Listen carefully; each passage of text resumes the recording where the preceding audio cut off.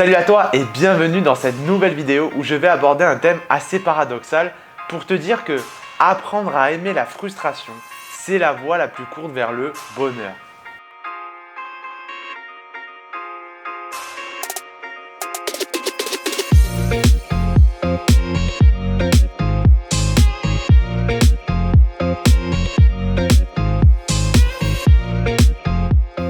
Alors si je fais cette vidéo, c'est parce qu'en observant les gens que j'ai autour de moi, les gens que j'accompagne en coaching, les gens dans mon environnement personnel, dans mon environnement professionnel, je me rends compte que la plupart du temps, ces gens-là ne sont pas heureux parce qu'ils n'ont pas appris à aimer la frustration. La frustration, c'est quelque chose auquel on est confronté depuis notre plus tendre enfance, quand nos parents nous refusaient les bonbons à la boulangerie ou quand nos parents nous refusaient le jouet à la sortie de ce supermarché et qu'on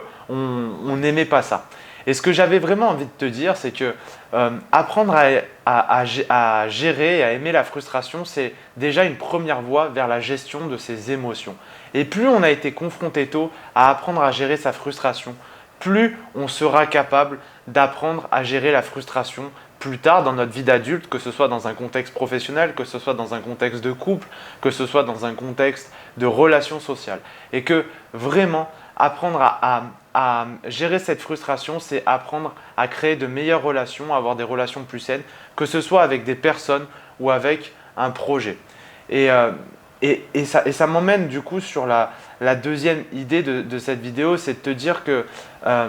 en fait, apprendre à gérer la frustration, c'est apprendre à gérer l'inconfort. Et l'inconfort, on peut tous y être confronté à un moment donné et c'est impossible de le fuir. Récemment, j'ai accompagné quelqu'un qui, en coaching, alors c'était un contexte professionnel à la base, mais lors d'une séance, la personne en question, elle m'a ramené une problématique dans son couple et vraiment parce que son couple battait de l'aile et qu'elle n'arrivait vraiment pas à avancer. Et donc du coup, ça prenait tellement de place qu'on a un petit peu travaillé là-dessus. Et ce que je me suis rendu compte très vite, c'est que cette personne-là, en fait,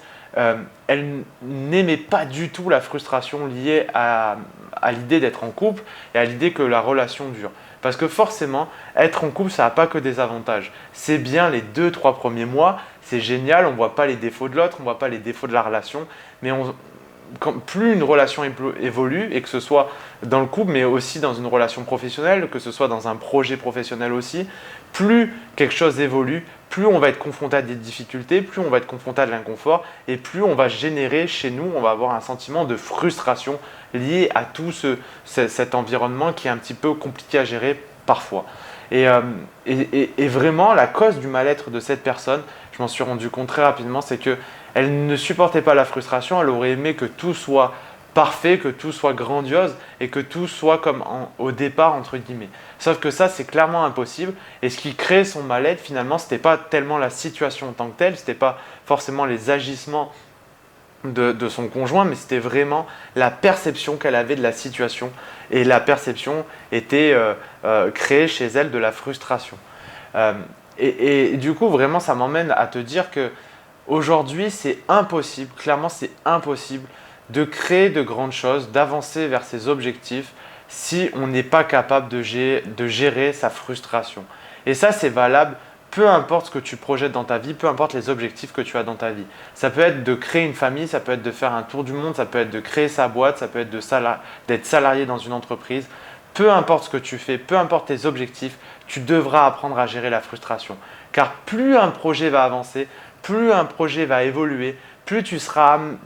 auras des contraintes sur la route, plus tu auras des challenges et plus tu auras ce sentiment de frustration et d'inconfort à gérer. Et apprendre à le gérer, c'est la plus belle chose que tu puisses, c'est le plus beau cadeau que tu puisses t'offrir parce que quand j'ai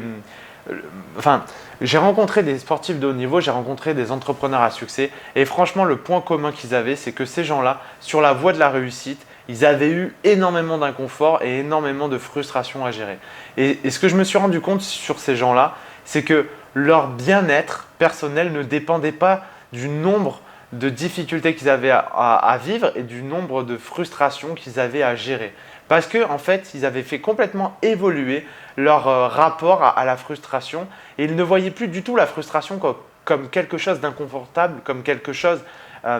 qui était entre guillemets négatif dans leur vie, mais plutôt comme quelque chose qui leur indiquait qu'ils étaient en train de passer un step, qu'ils étaient en train de passer une étape et que c'était une voie pour évoluer. Et franchement, à partir du moment où tu es capable de voir non plus la frustration comme quelque chose de péjoratif, mais comme quelque chose qui va te permettre d'évoluer, comme quelque chose qui te permet aussi de te rendre compte que parfois il y a quelque chose qui ne va pas dans ta vie et que tu peux agir pour le régler et que ce n'est pas forcément quelque chose de irréglable, de ingérable, et bien franchement, ta vie elle prend un autre tournant. Tes émotions, tes ressentis changent complètement vis-à-vis des situations inconfortables que tu as à vivre. Et franchement, c'est la meilleure voie vers l'évolution. Et ça, comme je te le dis, c'est valable dans n'importe quel domaine. Si demain tu dois créer une famille, tu auras des difficultés à gérer, tu auras de la frustration à gérer. Si demain tu dois faire un tour du monde, c'est pareil. Si quand tu crées ta boîte, je peux le dire, en témoigner, quand tu diriges une entreprise, c'est de la frustration permanente. Il y a toujours des choses qui ne fonctionnent pas, il y a toujours des choses qui ne te conviennent pas. Mais c'est juste excusez-moi l'expression, une putain d'opportunité pour en faire quelque chose, pour remettre de l'ordre dans le chaos et pour avancer un peu plus vers là où tu veux aller.